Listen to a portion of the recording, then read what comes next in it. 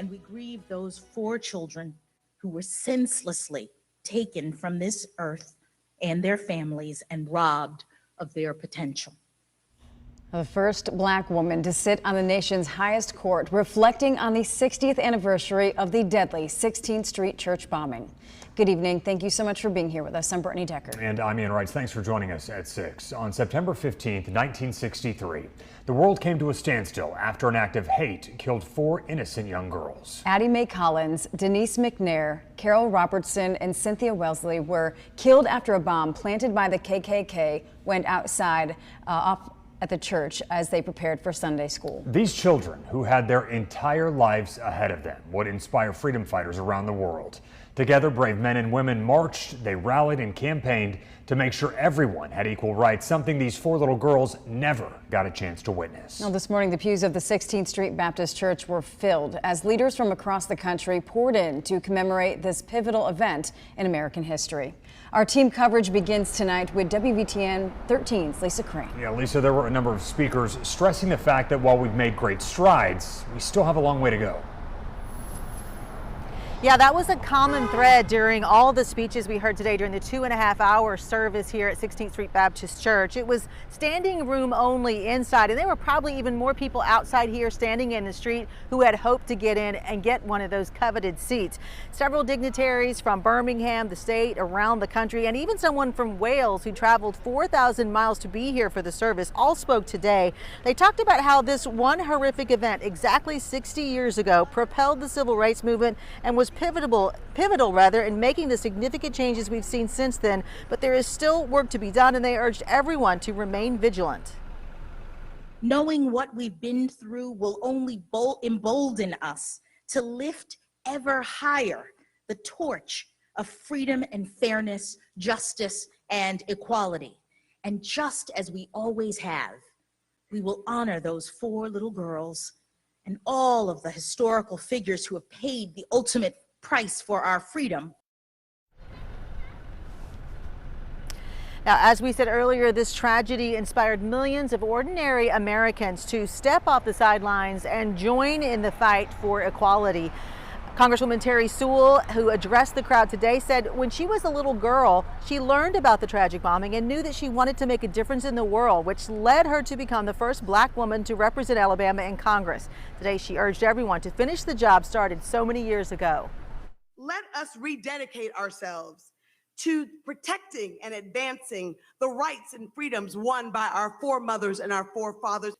The legacy of the 4 little girls paved the way for a more equitable and just future.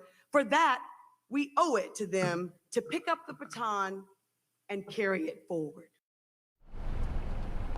Alabama senators also calling for more work to be done. Tommy Tuberville posted on social media that in the 60 years since the bombing, we've made incredible progress to live up to our ideals, but added that there was more we all can do to achieve that goal. Senator Katie Britt cited her faith, her family, and her patriotism as reasons to drown out bigotry and make sure that racism will never have a hold on our society again.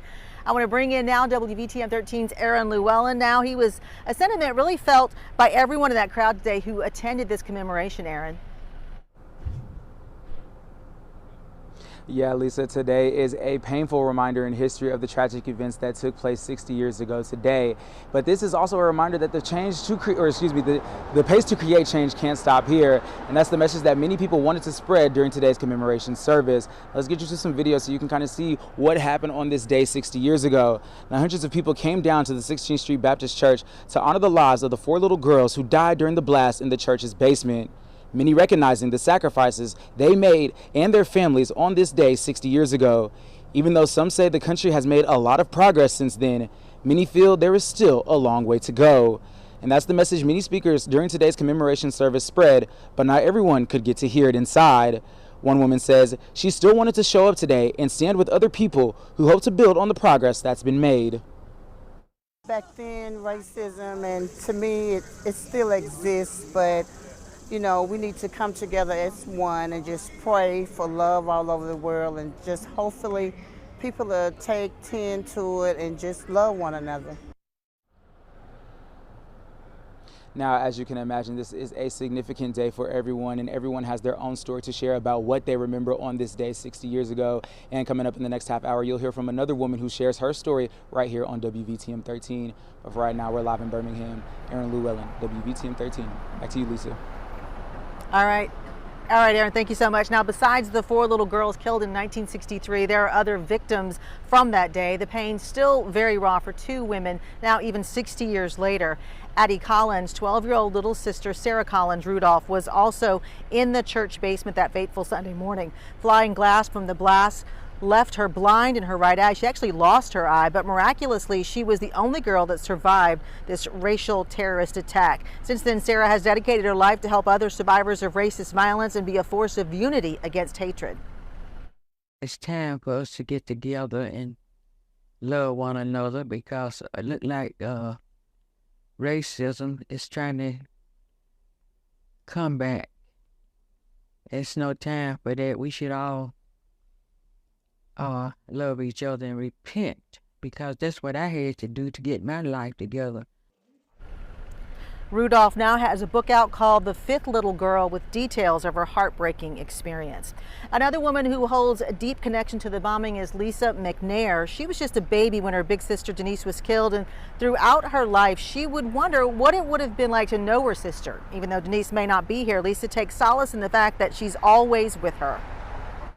We always thought Denise would have been a lawyer, and which means she could have been a judge. She could have been to Ketanji. And I hope a little bit of her goes into everybody who thinks about her and honors her this week and comes to the city or comes to the church. Such a beautiful tribute to all the victims of this hate crime. The day wrapped up, the service here wrapped up rather, with laying of the wreath at the site where that bomb was planted by Klansmen 60 years ago today. Live in Birmingham, Lisa Crane, WVTM 13.